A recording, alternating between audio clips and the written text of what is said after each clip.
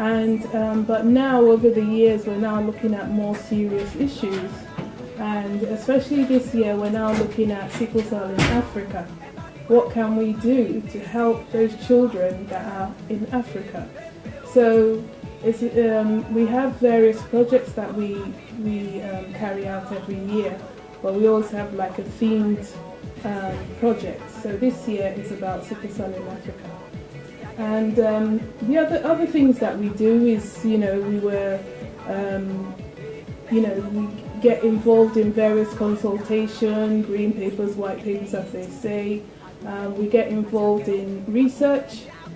I was recently part of the team of over 30 clinicians who updated the childhood stroke guidelines in the UK.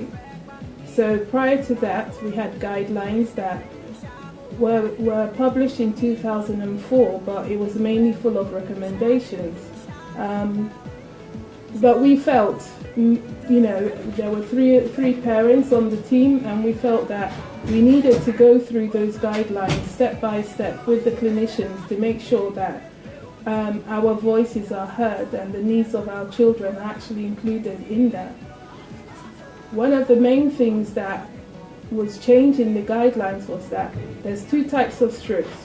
So there's ischemic stroke, which is the blockages. And then there's another stroke called hemorrhagic stroke, which is the burst. So the blood vessels burst in the brain. So the first guidelines concentrated on ischemic stroke and did not Can I just, for a minute, before your son had this incident, before you had the child, are you in the medical line? No, not at all. Okay. His experience. Okay. Sometimes people say I talk like a doctor. Yeah, that's what. No, I'm not a doctor. Okay. But you have to learn how to communicate with the doctors. You know, for them to understand you and to take you seriously. I'm not saying they don't, but sometimes mums come across as like we moan. Yes. But, I've been called a moan mum by a doctor. What are you doing? Even a nurse has told me, what are you talking about? It's only sickle cell. So things like this. The ignorance is there, but it's about empowering women as well to be able to talk about their and not take everything the doctor says for gospel. It should be a shared experience. Yeah. This is your child. You know him, you go home with him, you live with him, so you know that you've seen him maybe 30 minutes, doesn't really know, so you have to. I feel parents should be more involved and more vocal about it. So it was, that was why hemorrhagic stroke was included in the guidelines, because I said no, I'm not going to be part of this thing. My son has had the two strokes.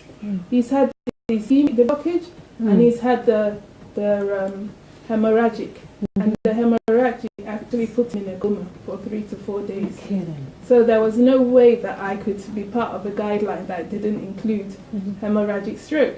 And there was a young girl, 9 years old, who was also part of the charity, and she died from a hemorrhagic stroke.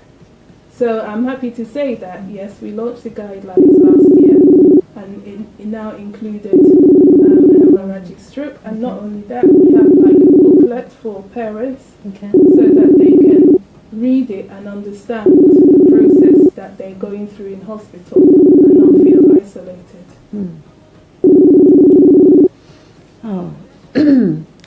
So your charity, is it just based in UK, or have you just been taking cases in the UK, or have you actually gone overseas with your case? Apart from, you said where you had? Yeah, we had a clinic. Yeah. Is it reopened now? We're reopening it now. Okay. Yeah, so we've already got someone in Nigeria, Charles. Thank you, Charles, who has been excellent in running around right now, trying to get things up and going. So yes, we also have. It was amazing because Charles connected me with two young ladies that I call my Cardan children. So Carl Daniel Sickle Cell Center was the name for the project. And when they came, especially one of the girls, when she came, she had a big ulcer that basically was round her ankle. And looking at that, you know, the mum came and brought her in and was like, oh, I don't know what to do. She's had this for like 3 years. We don't know what to do. The ulcer is not going. It was horrible. It just eaten right round her leg. And they told, I went to Nigeria and I saw this. So when I came back, I had to start looking for dressings, and I didn't know there was things for ulcer. So anyway, I got something from a charity, a pack, sent it over, and she was going there every day to get it dressed. 4 months later, I went back, and when I asked about her, and she showed me the ulcer, it was like a penny coin. It had healed. It had healed within that 4 months. It had. I was amazed. So when I reconnected with her, she's now gone to university, you know, graduated. So they have, in Nigeria, they have cases, in your charity in Nigeria, they have so many cases like that. Yeah, when we had the charity, we had about 500 children. Okay. And they used to come from all over the East. Why? You have, first off, I'm a Nigerian too. I'm from the East also. Yeah. But I must say, I've not heard about that. But apart from that, why wouldn't you have funding, a charity like that? Why didn't you get funding from the government or something? We didn't. It just hurts me. Yeah. Because I always wonder what happened to those 500 children. Yes, you know. How many of them are alive? Alive, you know. But the government we did our best to get funding from the government. I went to Abuja. At the time I met with Dora Akunyelu. Yes, okay. yeah, she was our patron. Yeah. Met with Professor Kinyenju in Lagos. I met all the big wigs and all that, but money wasn't coming, you know. I even met a radio host.